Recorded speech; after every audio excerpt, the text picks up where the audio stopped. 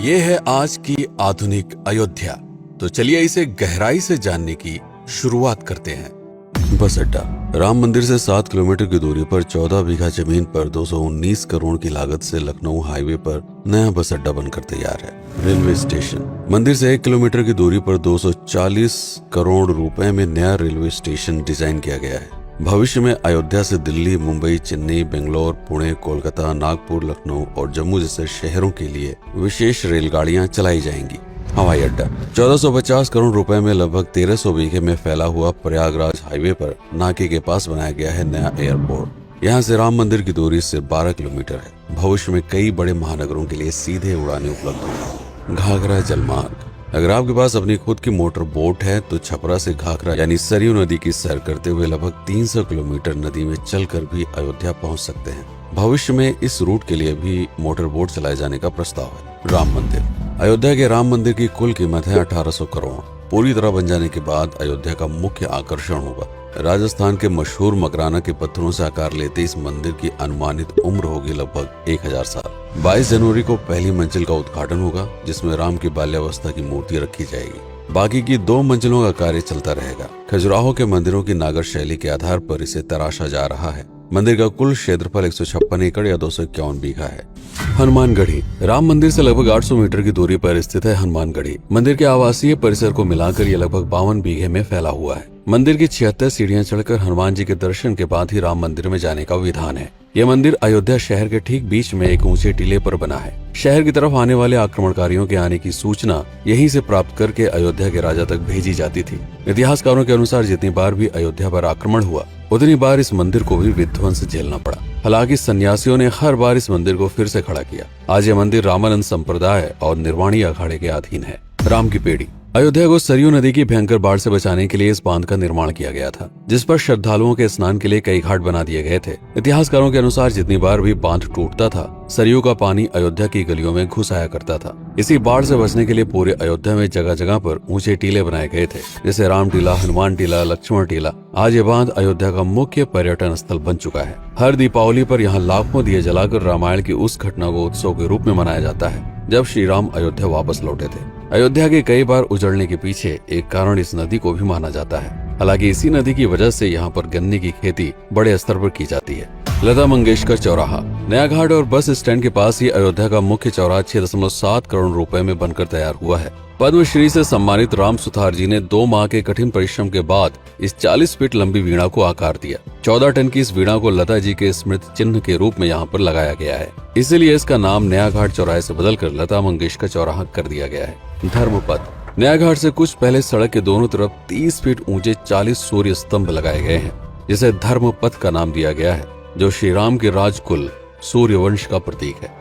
दशरथ समाधि स्थल। नए बस अड्डे के बगल से एक पतली रोड कछार से आगे बढ़ते हुए लगभग 12 किलोमीटर दूर ले आती है दशरथ समाधि स्थल, जो बिलहर घाट पर मौजूद है, जिसके बारे में मान्यता है कि यहाँ पर राजा दशरथ का दाह संस्कार हुआ था। राम मंदिर के साथ ही इस जगह को भी पर्यटन स्थल के रूप में विकसित किए जाने की योजना पर कार्य चल रहा है। भरत कुंड। अयोध्या से 15 किलोमीटर दूर है नंदीग्राम। यहाँ मौजूद तालाब को भरत कुंड कहते हैं। मान्यता है कि इसी जगह से भरत ने पूरे अयोध्या का राज कार्य संचालित किया था। पर्यटकों के लिए इस स्थान को भी विकसित किया जाएगा। गुप्तार घाट। राम की बेड़ी से सरयू नदी के किनारे चलते हुए 10 किलोमीटर दूर स्थित है गुप्तार घाट। ये कैंट एरिया में पड़ता है। इस जगह को श्री राम के जल समाधि के रूप में महत्व दिया जाता है। इसके अलावा अयोध्या नगर में हर गली में कई विशेष मंदिर हैं, जिनकी अपनी मान्यताएं हैं, कथाएं हैं, विशेषताएं हैं। पूरी तरह से विकसित हो जाने के बाद नई अयोध्या को पूरी तरह से जानने के लिए, इसका आनंद लेने के लिए कम से कम 3 दिनों तक यहाँ रुकने की आवश्यकता है। देश विदेश से ज्यादातर पर्यटक भारत आते हैं उत्तर प्रदेश में आगरे का ताजमहल देखने और प्राचीन नगर काशी और सारनाथ घूमने। प्रश्न ये है कि अयोध्या घूमने और श्री राम का मंदिर देखने के लिए भला विदेशी क्यों आएंगे?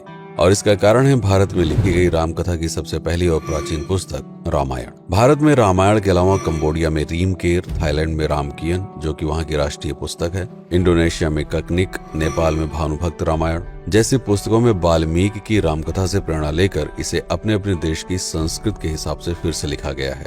पात्रों के नाम, कुछ नई घटनाओं के अलावा मूल रामकथा सभी में एक जैसी है। इसके अलावा भारत में ही रामकथा को लेकर संस्कृत में 7 संस्करण, हिंदी में 3 संस्करण, गुजराती में 47, उड़िया में 14, तेलुगु में 5, कन्नड़ में 4 और अन्य भाषाओं में लगभग 17 संस्करण मौजूद है। इसके अलावा लिखे गए नाटक, कविताएं आदि को भी अगर मिला दिया जाए तो इस दुनिया में 300 से अधिक तरह से राम कथाएं बार बार लिखी गई हैं।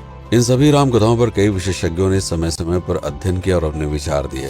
Father Camille Bulcke, Hermann Jacobi, Wendy Doniger, Edward अल खरर, Alf Hiltebeitel, Paula Richman, Aubrey Menon, Ramesh Menon, Radha Vishwanath, Shantanu Gupta, Meenakshi Jain, Lala Sitaram, Swami Gyanananda Saraswati जैसे कई लोगों ने समय समय पर रामकथा को लेकर गहन शोध किया और इसमें छिपे हुए मूल कथा के साथ ही इसके इतिहास को समझने का प्रयास भी किया।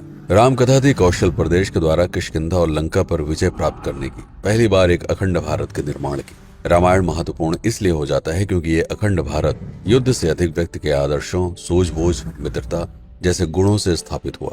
रामायण एक ऐसा डॉक्यूमेंट है जो ये समझाता है कि भारत पहली बार एक कैसे हुआ। इसलिए ये गाथा न तो कभी भुलाई जा सकती है और न ही कभी मिटाई जा सकती है। और आज की अयोध्या उसे अखंड भारत का एक प्रतीक है, अपनी संपन्नता के कारण जिसने समय समय पर बाहरी आक्रमणकारियों का भी सामना किया। अयोध्या की इसी संपन्नता ने यहाँ पर मुगलों को भी आकर्षित किया। महात्मा बुद्ध भी यहाँ पर रुके, सिखों के गुरु साहब भी आए और जैन धर्म के तीर्थंकर भी।